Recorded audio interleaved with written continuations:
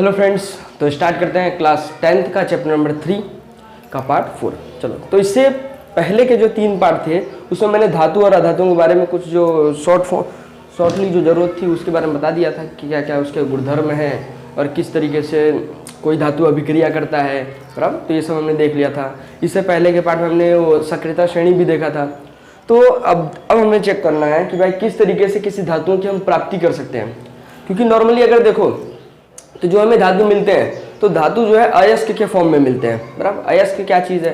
Normally जो हम जमीन से निकालते हैं ये सब खनिज वगैरह ये सब क्या है उसके बारे में हम देखते हैं, धातुओं की प्राप्ति कैसे होगी वो। तो अब जैसे देखो पृथ्वी पे, तो पृथ्वी पे कई सारे आवरण हैं, बराबर। इन्हीं में है तुम्हारा एक मृदावरण, फिर एक है जलावरण, फिर एक है वातावरण, बराबर। तो ऐसे कई आवरणों में हमें अलग अलग तत्व के खनिज मिलते हैं। खनिज मतलब एक तरीके से कह लो कि जैसे देखो मृदावरण की बात करें अगर हम, तो मृदावरण मतलब जमीन, तो जमीन पे जो सबसे ऊपरी लेयर होगा जिसको हम बोलते हैं भूपट्टी, बराबर। तो ऊपरी लेयर यानी भूपट्टी, उसमें से जो जो चीज़ें हमें प्राप्त होती है, जो खनिज हमें प्राप्त होते हैं, तो उसी खनिज को या तो कह लो जो भी हमें प्राप्त होते हैं अयस्क वगैरह जो भी है मटीरियल, तो मटीरियल जो हमें प्राप्त होता है उसी को हम क्या कहते हैं? खनिज कहेंगे, बराबर। जो एक तरीके से कह लो ना प्राकृतिक फॉर्म में हमें मिलता हो, बराबर। तो भूपट्टी के एक प्राकृतिक स्वरूप में जो हमें कुछ तत्व मिलते हैं मृदावरण से या भूपट्टी से, उसी को हम क्या कहते हैं? खनिज कहते हैं, बराबर। जलावरण, उसमें से भी हमें कुछ खनिज मिलते हैं। जैसे एग्जांपल जलावरण यानी समुद्र में हमें कई सारे क्लोराइड मिलते हैं, जैसे कह लो सोडियम क्लोराइड हो गया, बराबर, मैग्नीशियम क्लोराइड, एक तरीके से लवण मिलते हैं, नमक मिलते हैं, बराबर, जलावरण से हो गया। वातावरण से कई सारे गैसें जैसे ऑक्सीजन हो गया, नाइट्रोजन हो गया, कार्बन डाइऑक्साइड, ऐसे कई सारी गैसें हमें इनसे प्राप्त होती है। तो एक तरीके से देखा जाए तो इन जितने भी आवरण है सभी आवरणों में से हमें कुछ ना कुछ खनिज तत्व प्राप्त होते हैं। प्राकृतिक स्वरूप में एक खनिज तत्व हमें प्राप्त होता है, बराबर। तो ये जो हमें प्राकृतिक अवस्था में प्राप्त होंगे, तो अब ये भी हो सकता है कि भाई इसमें कुछ अशुद्धियां लगी होंगी, बराबर। तो ऐसी कुछ अशुद्धियों के साथ में कोई जो प्राकृतिक स्वरूप में हम प्राप्त करते हैं, तो ये जो भी तत्व होंगे इनमें से हमें कुछ लाभकारी चीज जो भाई हमारे काम की चीजें होंगी, सबको तो हम रखेंगे नहीं, गंदगी कौन रखेगा अपना, तो उसमें से तो क्या करेंगे भाई, जो कुछ अशुद्धियां निकाल के उसमें ज्यादातर चीजें हमारे काम की चीज हो, है ना, ज्यादातर जो हमारे लिए जरूरी हो, ऐसी चीजों को हम किस में रखते हैं? ये एक तरीके से अयस्क कहते हैं, बराबर। यानी जिसमें से कुछ अशुद्धियां निकाल के एक मानव के लिए जरूरी हो सके, वही हमारी क्या कहलाती है? अयस्क कहलाती है, बराबर। तो अब अयस्क कई सारे तरीके से हमें मिल सकते हैं। कौन कौन से होंगे भाई? तो हो सकता है कि तुम्हें कार्बोनेट मिले, कार्बोनेट अयस्क मिले। कार्बोनेट जिससे पहचान क्या होगा कि उसमें कहीं ना कहीं कार्बन लगा होगा, बराबर। फिर उसके बाद तुम्हें सल्फाइड हो सकता है, सल्फाइड जिसमें हमें एस लिखा होगा। फिर इसमें होगा ऑक्साइड जिसमें ओ लिखा होगा, बराबर, ये एस है। तो ये सल्फाइड, कार्बोनेट, ऑक्साइड, ऐसी फॉर्म में हमें अशुद्धियां मिल सकती हैं। इनके अलावा भी कई सारे हैं, इन्हीं में तुम्हारा हो सकता है वो सिलिकेट, बराबर। तो ऐसे कई सारे हैं, हमें मेनली इसको याद रखना है क्योंकि हमारे टॉपिक में फिलहाल इतना ही है। तो इसके बारे में देखते हैं। पहले कार्बोनेट होगा मतलब कार्बन उसमें होगा, सल्फाइड होगा मतलब सल्फर होगा, ऑक्साइड होगा मतलब ऑक्सीजन होगा, नॉर्मल सी बात है, बराबर। तो ये सब क्या हमें अशुद्धियां मिलेंगी। तो अब कई सारे जो हमें तत्व होंगे उनकी कई कुछ अशुद्धियां होंगी। इनमें मैंने तुम्हें बताया था वो सक्रियता श्रेणी के बारे में, है ना, उसको भी आगे डिस्कस करेंगे इधर अभी। तो अब जैसे देखो कि जितने भी हमें तत्व मिलेंगे इनमें से कोई भी उसमें ऑक्साइड लगा होगा, सॉरी कोई भी इसमें अयस्क लगा होगा। तो ऐसे कई सारे धातु होंगे जिनके अयस्क के बारे में हमें देखना है। तो नॉर्मली ये चीज़ इसको याद रखना, इनमें से 100% फिक्स है, 1 या 2 मार्क्स का क्वेश्चन जरूर से मतलब फिक्स है कि पूछा जाएगा धातुओं के अयस्क के बारे में। तो जैसे बात करें अगर आयरन के, तो आयरन के मुख्य रूप से 4 अयस्क होंगे, उनमें से 3 तुम्हें देगा और चौथा कुछ अन्य दिया होगा, बोलेगा बताओ कि इनमें से कौन सा आयरन का अयस्क नहीं होगा। तो ऐसे कई सारे हो सकते हैं। तो इनमें देखो सबसे पहले एल्यूमिनियम जो कि धरती पर सबसे अधिक मात्रा में पाया जाने वाला तत्व है एल्यूमिनियम। इसका जो हमारा अयस्क होगा उस अयस्क का नाम क्या होगा? बॉक्साइड होगा, बराबर। तो बॉक्साइड जिसका फॉर्मूला यहाँ पे दिया हुआ है Al2O3 2H2O, बराबर। याद रखना, देखो इनमें से मैंने सबका फॉर्मूला नहीं लिखा है, खाली जो तुम्हारे काम की चीजें होंगी जो एग्जाम में आने के चांसेस है उसका मैंने लिख दिया, उसको एक बार तुम देख लेना। तो एल्यूमिनियम का हो गया बॉक्साइड, आयरन का होगा तुम्हारा हीमेटाइट, मैग्नेटाइट, सिडेटाइट और पायराइड, ऐसा करके होगा आयरन पायराइड, बराबर। तो आयरन के देखो हीमेटाइट, मैग्नेटाइट, सिडेटाइट और आयरन पायराइड। उसके बाद कॉपर, देखो कॉपर के कौन कौन से होंगे? Cuprite, copper pyrite, copper glance या तो मेलेकाइट, इनमें से ये क्या होंगे, कॉपर के अयस्क होंगे। फिर अगर कैल्शियम की बात करो तो लाइमस्टोन, डोलामाइट और जिप्सम होंगे। तो जिप्सम इसका थोड़ा याद रखना क्योंकि बाई चांस इसके चांसेस है कि इसके फॉर्मूले वगैरह पूछ लें, भाई इसका रासायनिक सूत्र क्या होगा, पूछा जा सकता है, तो एक बार देख लेना इसको।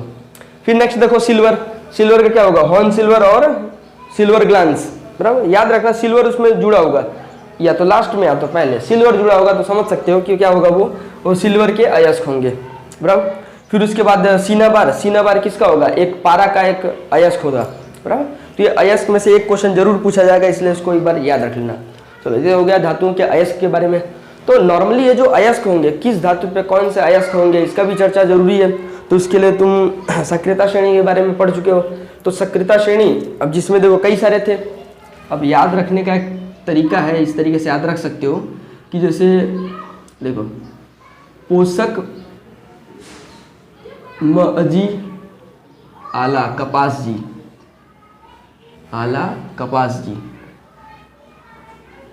कपास दिखाई दे रहा है कि नहीं दिख रहा है, हाँ शायद दिख रहा होगा, दिख रहा है। तो चलो पोषक मजी आला कपास जी एक वर्ड है, इस तरीके से याद रख सकते हो कि भाई इसमें जितने भी सक्रियता श्रेणी में तत्व आएंगे ना, एक लाइन टू लाइन इस तरीके से याद रख सकते हो, पोषक मजी आला कपास जी। अब कैसे, तो देखो इधर, तो सबसे स्टार्टिंग में कौन होगा, ये पोटेशियम।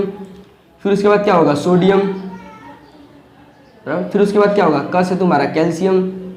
फिर उसके बाद म से क्या होगा, मैग्नीशियम। फिर उसके बाद अ से क्या होगा, एल्युमिनियम। फिर जी से क्या होगा, जिंक। फिर उसके बाद आ से क्या होगा, आयरन।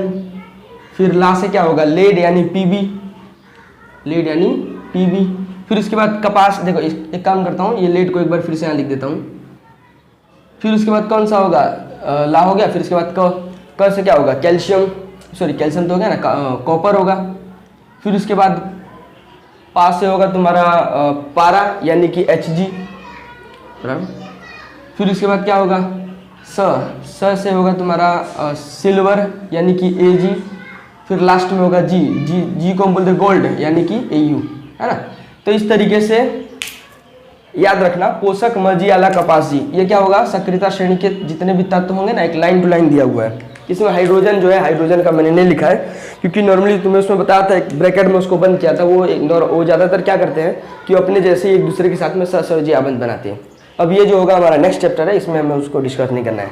तो फिलहाल देखो, ये पोषक मजी आला कपास जी यानी जितने भी ये सक्रियता श्रेणी वाले तत्व होंगे वो इस तरीके से आगे। सबसे तेज अभिक्रिया करने वाला पोटेशियम, फिर सोडियम, फिर कैल्शियम, फिर मैग्नीशियम, बराबर। ये सब तीव्र अभिक्रियाशीलता वाले हैं। फिर उसके बाद एल्युमिनियम, जिंक, आयरन और लेड, ये सब क्या है, थोड़े निम्न होंगे। कॉपर, अब ये इसके बाद जितने आएंगे सबके सब क्या होंगे, एकदम निम्न अभिक्रियाशीलता वाले होंगे। तो नॉर्मली ये जो एक सक्रियता श्रेणी बनाई गई है, सक्रियता श्रेणी का मतलब क्या होता है कि एक तरीके से ये दर्शाता है कि कोई भी धातु कितनी तेजी से अभिक्रिया कर सकता है ना। कि कोई भी धातु जो होगा वो अपने जैसे या किसी दूसरे तत्व के साथ में कितनी तेजी से अभिक्रिया कर ले, यही क्या है, वो सक्रियता श्रेणी दर्शाता है, बराबर। तो इसके नाम याद रखना, क्वेश्चन में आ सकता है। चलो तो ये हो गया सक्रियता श्रेणी। अब अगर हम बात करें ये सक्रियता श्रेणी के बारे में, तो अब सक्रियता श्रेणी के आधार पर हम ये पता लगा सकते हैं कि जो भी तत्व होंगे वो एकदम तीव्र अभिक्रियाशीलता वाले, कुछ जो तीव्र अभिक्रियाशीलता वाले होंगे वो 100% फिक्स है, किसी न किसी के साथ में अयस्क के रूप में जुड़े होंगे, बराबर। किसी न किसी तत्व के अयस्क में ये होंगे ही होंगे, ये फिक्स है, बराबर। तो अब ये लोग जो है अभिक्रियाशीलता वाले, ये लोग अयस्क के फॉर्म में होंगे, तो इनको हमें शुद्ध करना भी जरूरी है ना। भाई किस तरीके से हम इसको शुद्धिकरण कर सकते हैं, यानी धातु को, शुद्ध धातु हम कैसे निकाल सकते हैं, वो भी जानना जरूरी है। तो नॉर्मली इतना समझ लो कि जो ये सब तत्व होंगे, बराबर, स्टार्टिंग के कुछ तत्व, ये सब क्या एकदम एक कह सकते हो कि एक अभिक्रियाशीलता वाले हैं या तीव्र अभिक्रियाशीलता वाले होंगे, है ना। इनकी अभिक्रियाशीलता बहुत तेज होगी, मतलब एकदम कह सकते हो कि जैसे सोडियम, ये पोटेशियम, सोडियम और कैल्शियम, मैग्नीशियम, ये सब इतनी तेजी से अभिक्रिया कर सकते हैं कि जैसे कोई भी तत्व अगर उन तत्व में अगर उसको रखा जाए तो एकदम इसकी अभिक्रिया बहुत फास्ट होती है। नॉर्मली देखो इसके बारे में मैंने तुम्हें बताया था सोडियम और पोटेशियम के बारे में, कि इसको अगर हम वो पानी में या नॉर्मली हवा में से रख दें तो सीधा आग लग जाता है ना। यानी उसमें कह सकते हो एक इसका ऑक्सीजन के साथ में रिएक्शन करके जलना बहुत तेजी से हो जाता है। तो सोडियम बहुत तेज जलता है, अभिक्रियाशील तेज कर रहा है। फिर उसके बाद अगर बात करें अब इसकी जिंक FB, लेड, कॉपर, ये सब थोड़े क्या होंगे, ये निम्न अभिक्रियाशीलता वाले होंगे। इसको यहीं तक रखते हैं। चलो ये सब कैसे होंगे, मध्यम वाले होंगे कि ये उतनी तेजी से अभिक्रिया करते हैं पर उतना तेज अभिक्रिया नहीं करेंगे। जैसे भी मान के देखो एग्जाम्पल तुम्हें नहीं, ये तो चलो इसमें आ जाएगा। तो कोई भी जैसे लोहा ले लो, अब लोहा ये तो फिक्स अभिक्रिया करेगा पर तुरंत तो अभिक्रिया नहीं करता। नॉर्मली कुछ टाइम के बाद, जैसे मान लो अगर पानी में कुछ लोहे को भर दो या रख दो तो उसमें धीरे धीरे कुछ टाइम बाद उसमें जंग लगेगा, है ना। पर ये लोग ऐसे हैं कि इनको अगर नॉर्मली हवा में रख दो ना, तुरंत ऑक्सीजन के साथ रिएक्ट कर लेंगे, तुरंत जलने लगेंगे, है ना। तो इसलिए इनकी अभिक्रियाशीलता बहुत तेज होती है। ये लोग थोड़े निम्न है, मीडियम में है और ये एकदम निम्न है, मतलब इनकी अभिक्रियाशीलता ना के बराबर मान के चलो, है ना। कॉपर में तुम्हें बताया था कि ये जो है बिल्कुल मतलब धीमा अभिक्रिया, ये मतलब एसिड के साथ अभिक्रिया करता ही नहीं है, और ये जो एसिड के साथ बहुत तेज अभिक्रिया करता है। इन तीनों को तो हम एसिड में ले ही नहीं सकते वरना पूरा विस्फोट कर सकते हैं, है ना। नॉर्मली जब तुम्हें बताया था ये एसिड की अभिक्रिया, धातु का एसिड की अभिक्रिया, तो उसमें तुम्हें बताया था कि अभिक्रिया में हमें ये तीन को नहीं लेना, हमें स्टार्ट यहाँ से करना है, क्योंकि अगर इसको हम एसिड में डालेंगे तो एकदम कह लो एकदम विस्फोट हो सकता है। तो ये तेजी से अभिक्रिया करते हैं एसिड से और ये सबसे निम्न अभिक्रियाशीलता वाला है ना। तो ये सब उनकी ये क्या बोलते हैं, उनकी सक्रियता श्रेणी के आधार पे हम कह सकते हैं कि कुछ जो होंगे बहुत तेजी से अभिक्रिया कर लेंगे, कुछ जो होंगे बहुत तेजी से अभिक्रिया कर लेंगे, और कुछ ऐसे तत्व होंगे जिनकी अभिक्रियाशीलता कैसी होगी, एकदम स्लो होगी, बराबर। जैसे देखो ये तो कुछ तो अभिक्रिया ही नहीं करेंगे, इनकी थोड़ी स्लो रहेगी पर ये भी नहीं करेंगे, ये कुछ नहीं करते हैं। तो अब जो भी ये होंगे तीव्र अभिक्रियाशीलता वाले, उनको उन अशुद्धियों से निकालना बहुत मुश्किल होगा, है ना। ऐसे तत्वों को हम अगर सोचे अशुद्धि से निकाल लें तो बहुत मुश्किल होगा। तो अब इसमें हम समझते हैं कि इसका सांद्रण यानी किस तरीके से उसको हम शुद्धिकरण करेंगे। तो फिलहाल पहले ऊपर समझ लेते हैं, फिर इसके बाद डिटेल में एक करके देखते हैं। तो पहले अगर हम बात करें उच्च अभिक्रियाशीलता वाले, तो उच्च अभिक्रियाशीलता वाले जो होंगे उनको अलग करना बहुत ही मुश्किल है, आसानी से तो हम इसको अलग नहीं कर सकते। इनको हमें क्या करना होता है, इसको पहले गलित अवस्था में इतना गर्म करके उसको गलित अवस्था में पिघलाना पड़ता है, या कह लो एक लिक्विड फॉर्म में उसको लगभग लाना पड़ता है। फिर उसी में फिर हमें क्या करना होगा, उसका विद्युत अपघटन मेथड करना पड़ेगा, है ना। विद्युत अपघटनी मेथड यानी एक एनोड और कैथोड होगा, उसी में से धातुओं का एक जगह से दूसरी जगह ट्रांसफर होता है। तो क्या चीज़ है, इसको जब हम इसका टॉपिक देखेंगे तब बताऊंगा तुम्हें। फिर नेक्स्ट देखो मध्यम अभिक्रियाशीलता वाले, है ना, मीडियम साइज में जो होंगे ये सब लोग, तो इनकी अभिक्रियाशीलता थोड़ा निम्न होगी, धीमी होगी। तो ये लोग कैसे मतलब इनके जो अयस्क होंगे क्या क्या हो सकते हैं, तो मे भी हो सकता है कार्बोनेट या तो हो सकता है सल्फाइड। तो नॉर्मली कार्बोनेट और सल्फाइड ये जो भी अयस्क होंगे ना, देखो इनको डायरेक्ट तो हम आसानी से मतलब उसको हटा नहीं सकते कि भाई उसको गर्म करके इन दोनों को ऐसे खींच के सोडियम यहाँ से सल्फर निकाल लो, यहाँ से कार्बोनेट निकाल दो, ऐसा तो पॉसिबल नहीं है। तो भाई इसमें क्या किया जाएगा, तो जो सल्फाइड और ये कार्बोनेट अयस्क होगा तो इस अयस्क को पहले चेंज किया जाएगा ऑक्साइड में, बराबर। पहले इसको ऑक्साइड में चेंज किया जाएगा। ऑक्साइड में चेंज करने के बाद उसमें से हम कुछ ऑक्सीजन की वैल्यू जितना हो सके उतना निकालेंगे। पहले देखो ऑक्साइड ला देंगे, ऑक्साइड मतलब ऑक्सीजन का अयस्क, फिर उसके बाद हम ऑक्सीजन को किसी तरीके से हटाएंगे, बराबर। तो उसको हटाना मतलब कि एक तरीके से क्या होता है, एक अपचयन होता है ना। एक होता है उपचयन, एक होता है अपचयन। तो उपचयन का मतलब क्या होता है, जिसमें ऑक्सीजन की वैल्यू ज्यादा हो, और अपचयन का मतलब क्या होगा, जिसमें ऑक्सीजन की वैल्यू कम हो और हाइड्रोजन की वैल्यू ज्यादा हो, है ना। तो फिलहाल ये कार्बोनेट और सल्फाइड इन दोनों के अयस्कों को हमें क्या करना होगा, पहले उसको लाना होगा ऑक्साइड में।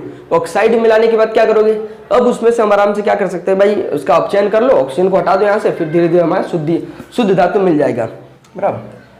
तो मध्यम अभिक्रियाशीलता में कार्बोनेट और सल्फाइड ये दो अयस्क होंगे, इनको हमें अलग करना है। तो भाई अगर कार्बोनेट को हमें ऑक्साइड में बदलना है तो निस्तापन विधि लगती है, और अगर हमें सल्फाइड को ऑक्साइड में लाना है तो भर्जन विधि लगती है। देखो दोनों अयस्क में 100% फिक्स हमें ऑक्साइड लाना ही पड़ेगा। विदाउट ऑक्साइड लाए हम डायरेक्ट शुद्धिकरण नहीं कर सकते। तो पहला काम हमें ऑक्साइड लाना है ना, तो उससे पहले ये मतलब ये सब प्रक्रिया होंगी। कार्बोनेट को अगर लाओगे तो निस्तापन, सल्फाइड को लाओगे तो भर्जन, और उसके किसके लाना है, ऑक्साइड में लाना है। ऑक्साइड में लाने के बाद क्या करो, अपचयन कर दो, ऑक्सीजन को हटाओ किसी तरीके से, ऑक्सीजन हटाओगे तो हमें शुद्ध धातु मिल जाएगा, नॉर्मल सी बात है, खत्म, मध्यम पद वाले हो जाएंगे। और अगर बात करें निम्न अभिक्रियाशीलता वाले, तो निम्न अभिक्रियाशीलता में अगर समझो तो निम्न ये तो अभिक्रिया उतना करेंगे नहीं, बहुत धीमी, मतलब ना के बराबर कह लो। तो इनकी अभिक्रियाशीलता ना के बराबर होती है। फिर भी किसी किसी तत्वों में, जैसे इधर के देख लो, तो ये कुछ तत्व ऐसे हो सकते हैं कि जो अभिक्रियाशीलता के आधार पर मतलब उसमें कुछ ना कुछ अयस्क होंगे। जैसे देखो इधर कॉपर का कुछ अयस्क है, फिर पारा का भी देखो कुछ अयस्क है, सिल्वर का भी कुछ अयस्क है ना, नॉर्मल थोड़े बहुत अयस्क होंगे। तो ये ऐसे किस फॉर्म में होंगे, सल्फाइड के फॉर्म में। मतलब ये जो दोनों दिख रहे हैं ना, इनमें देखो सल्फर है ना, एस लिखा है, एस मतलब क्या होगा, सल्फाइड, तो इसमें सल्फाइड होगा, तो ये सल्फाइड के फॉर्म में होंगे। तो सल्फाइड के फॉर्म में अगर हुए तो इसको हमें क्या करना होगा, सल्फाइड से लाना पड़ेगा पहले। देखो सल्फाइड से अगर हमें ऑक्साइड जाना है, देखो एक काम करो ना, इसको इसी में समझ लो, क्योंकि इसको सेपरेट वीडियो हम खाली इसी का देखते हैं, ये सबको इसी में, ये जितना पता है ना यही से, इसके अलावा कुछ और खास उसमें नहीं होगा।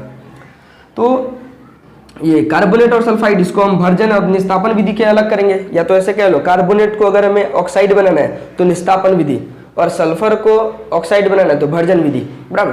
तो यहाँ देखो क्या है, सल्फर है, सल्फाइड है, तो सल्फाइड को ऑक्साइड लाना है तो कौन सी विधि, भर्जन, तो सेम वही चीज, तो इसमें भी भर्जन विधि करो, और भर्जन विधि के द्वारा हम क्या करेंगे, शुद्ध धातु आराम से प्राप्त कर लेंगे ऑक्साइड करके। तो ये भर्जन निस्तापन होता क्या एक्चुअल में, एक्चुअल में देखो जो भी मतलब एस वाले धातु होंगे उनको फुल एकदम पहले किसी चीज में भर के एकदम गर्म कर दिया जाएगा, बराबर, एकदम भर के उसको क्या करो, गर्म कर दो। अब गर्म कर दिए, फिर उसके बाद उसमें जो भी हमें जरूरत पड़े, जैसे अब इसमें भर्जन की प्रक्रिया जो भी होगी है तो इंडस्ट्री वाले समझेंगे। तो इनमें एक्चुअल में इसका सेंस होता है कि सल्फाइड को चेंज करके ऑक्साइड में लाना, सल्फर को किसी भी तरीके से ऑक्सीजन से, देखो अब ज्यादातर हम ऑक्सीजन भेजेंगे, ऑक्सीजन जलाने का मतलब क्या होगा, सेंस, जलाने का सेंस यह है कि उसमें ऑक्सीजन भेजो। अब ऑक्सीजन अगर भेजोगे तो अब देखो समझो, नॉर्मली अगर मैं बताऊं तुम्हें, तो सपोज कि ये सल्फर है, कोई भी हो सकता है, चलो इसी को मान लेते हैं Ag2S है, तो सल्फर सल्फाइड एस्क है, इसको हम जला रहे हैं। जलाने का सेंस क्या होता है, ऑक्सीजन से रिएक्ट कराना, है, ऑक्सीजन से रिएक्ट कराना।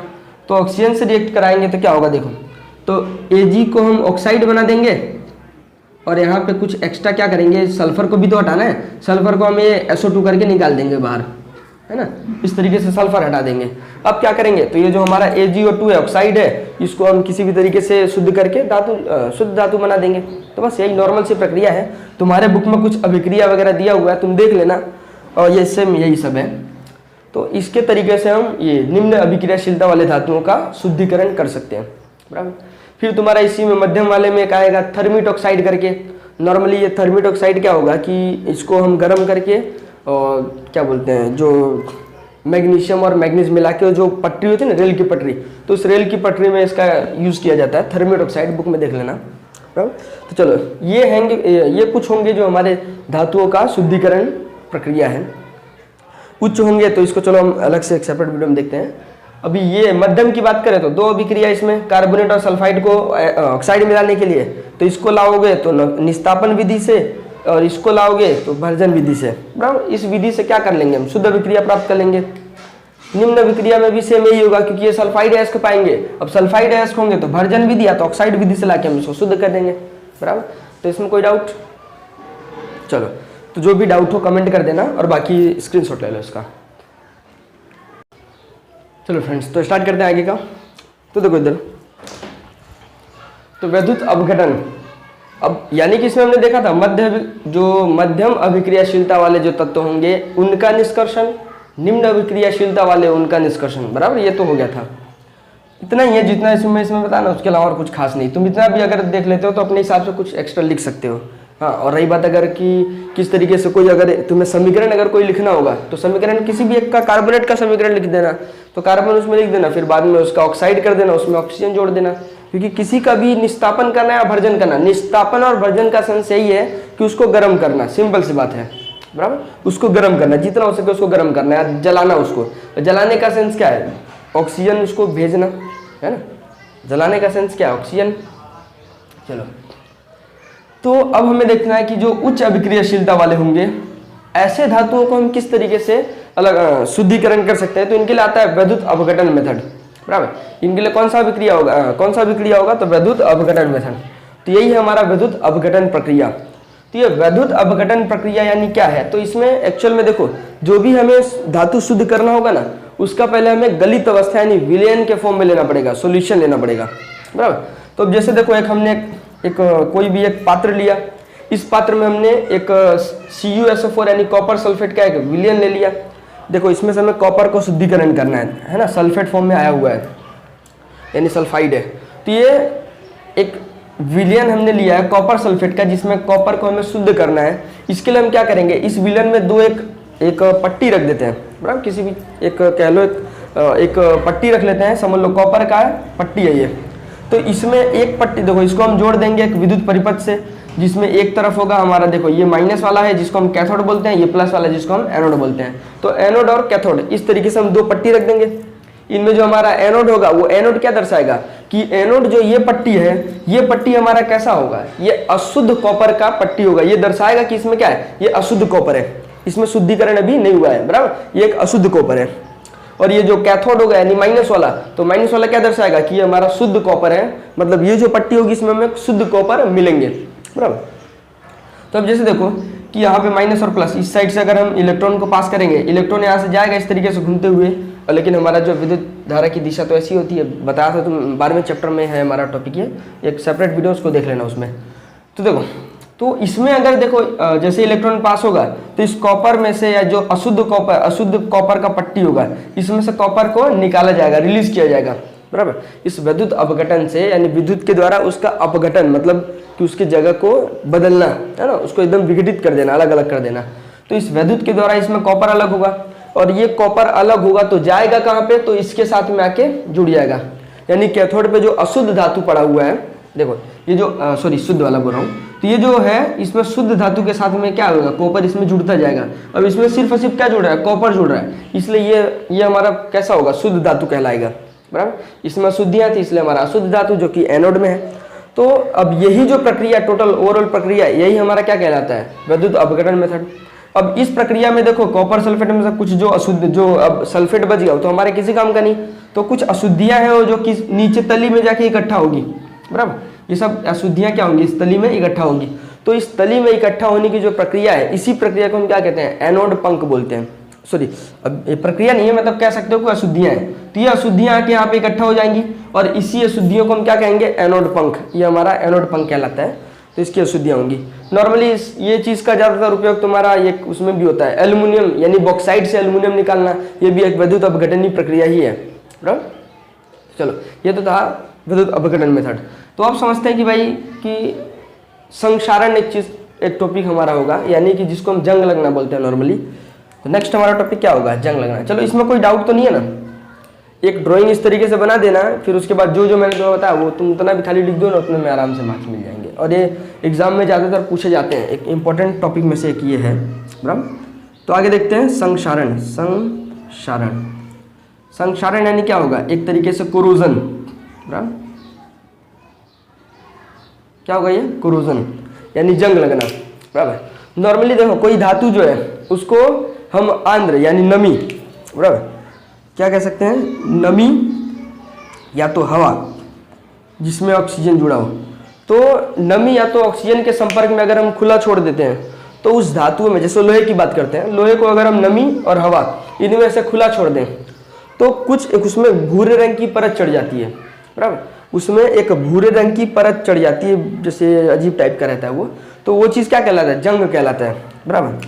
आयरन में इसमें क्या, अगर हम ऑक्सीजन के साथ ऐसे खुला छोड़ देंगे तो क्या होगा, एक तरीके से उससे अभिक्रिया करके एक भूरे रंग का परत चढ़ा देगा। उस भूरे रंग के परत को हम क्या बोलते हैं, जंग, बराबर। इस भूरे रंग के परत को हम क्या बोलते हैं, जंग लगना। तो जंग का एक फॉर्मूला यानी सूत्र याद रखना कोरोजन का, क्या हो जाएगा, Fe3O4 × X H2O, बराबर। ये फॉर्मूला हो जाएगा। मैं भी तुम्हारे नंबर में देखो, क्योंकि ये Fe3O4 किसका होता था, स्टार्टिंग में तुम्हें बताया था, इसमें कमेंट करना, बराबर। चलो, तो ये जो है जंग हो जाएगा जो। अब जंग का एक सूत्र है, याद रखना, इसको एग्जाम में पूछा जा सकता है। तो अगर आयरन को ऑक्सीजन के संपर्क में से खुला छोड़ दिया जाएगा तो उसमें जंग लग जाएगा, और ये जंग का सूत्र है। अब ये जंग जो है एक तरीके से उसके लेयर को क्या करता है, कमजोर करता रहता है। ज़्यादातर जितने भी तत्व होंगे या जितने भी एलिमेंट या धातु वगैरह होंगे उसमें जंग लगने से खराब हो जाता है। नॉर्मली देखो, जैसे कोई भी धातु वगैरह देख लो, उसमें जंग लगे ना, उसका एक ऊपरी परत एकदम घिसा होता जाता है, कटता रहता है। तो एक तरीके से खराब चीज़ है। पर एक इसमें देखा जाए ना, एल्युमिनियम जैसे तत्व जो है वो बहुत ज़्यादा अभिक्रियाशीलता वाले हैं, तो इनमें भी जंग लग जाता है, यानी इनका जो ऊपर का परत चढ़ जाएगा ना।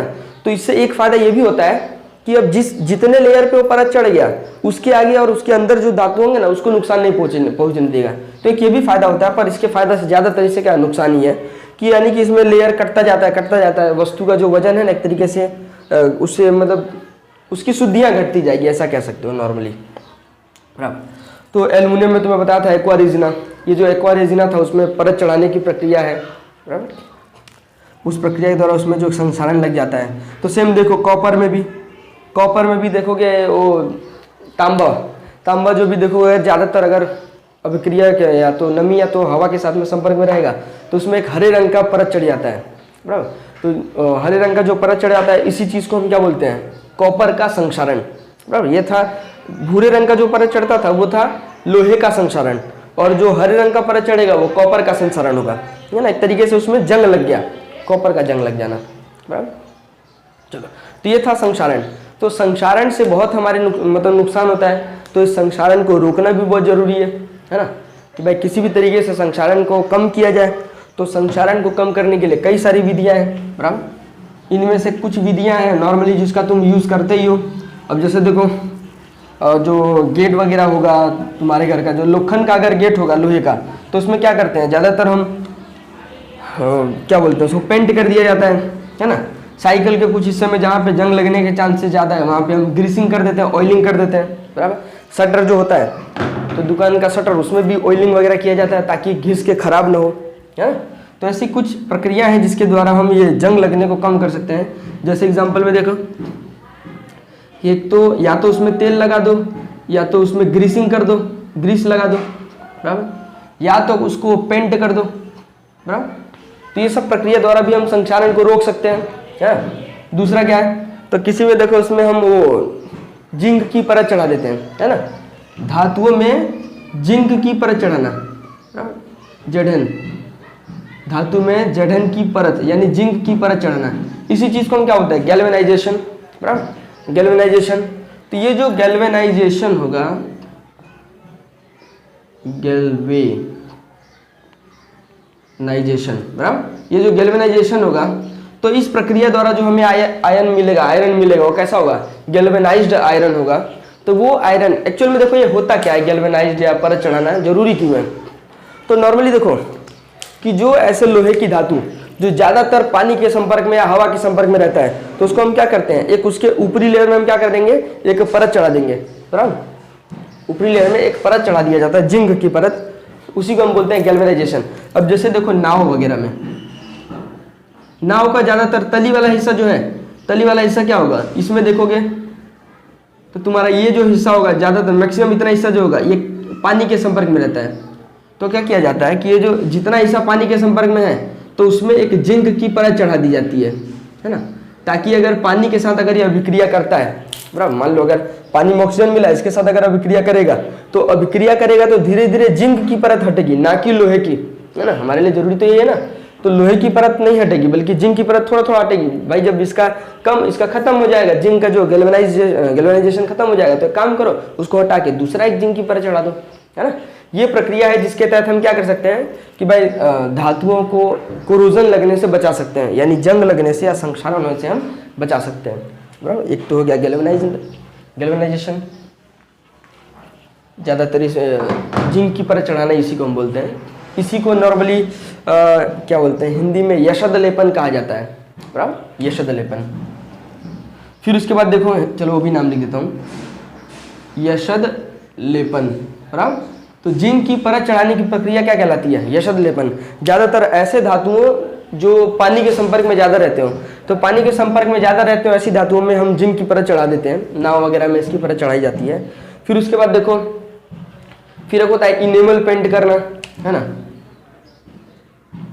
इनेमल पेंट के द्वारा क्या होगा, उसको अगर हम एक लेयर पेंट का एक लेयर चढ़ा देंगे, तो पेंट का लेयर चढ़ा देंगे जब अगर उसमें हम ऑक्सीजन की अभिक्रिया जब भी बाई चांस अगर होगी तो वो खाली ऊपर के इनेमल पेंट से अभिक्रिया करेगा, अंदर के लोहे को कुछ नहीं होगा। तो एक तरीके से भी फायदा होता है जिसके तहत हम क्या कर सकते हैं कि भाई लोहे को अशुद्धियाँ लगने से हम बचा सकते हैं, बराबर। फिर इसके बाद कुछ तरीके और हैं कि जिसमें हम क्या किया जाता है कि उनको हम किसी धातु के साथ में मिक्स कर देंगे, यानी देखो इससे हमें क्या बना सकते हैं, हम मिश्र धातु भी बना सकते हैं। अगर मिश्र धातु बना देंगे तो भी एक फायदा हो जाएगा कि भाई उसमें अभिक्रिया नहीं होगा, है ना। कि जैसे देखो नॉर्मली आयरन बहुत तेज अभिक्रिया करता है, तो स्टार्टिंग में क्या किया गया, आयरन को उसमें वो कार्बन डाल दिया गया, तो आयरन में कार्बन डाल दोगे तो बन जाएगा वो स्टील, जिसमें जंग थोड़ा कम लगेगा, है ना। मिश्र धातु बनाना, मिश्र धातु में देखो एक है स्टील के बारे में, स्टील की बात करते हैं। स्टील, स्टील क्या होगा, इसमें आयरन प्लस में इसमें क्या डाल दिया गया, कार्बन, आयरन और कार्बन डाल दिया गया तो स्टील बन गया। अब स्टील में भी देखा गया कुछ देर बाद जंग लग जा रहा है, इसलिए फिर अब आया स्टेनलेस स्टील, है ना। स्टेनलेस स्टील में देखो तो स्टेनलेस स्टील में आयरन तो चलो मेन रहेगा ही, उसमें क्रोमियम और निकेल ये भी डाल दिया जाता है ना। इसमें क्रोमियम और निकेल ये डाल दिया जाता है, जिसके तहत क्या हो सकता है कि इसमें अभिक्रिया न लगे, सॉरी जंग न लगे, जिसके तहत ये हमारा स्टेनलेस स्टील दम बचा रहे। नॉर्मली घर के ज़्यादातर बर्तन देखोगे तुम्हें स्टेनलेस स्टील के देखने को मिलेंगे। इसमें आयरन, क्रोमियम, निकल, आयरन, क्रोमियम और निकल, ये तीन चीज़, निकल मतलब आयरन, क्रोमियम और निकल, ये तीनों मिले होते हैं। या कैसे देखो, अब एग्जाम में पूछा जा सकता है मिश्र धातु अर्थात क्या होगा।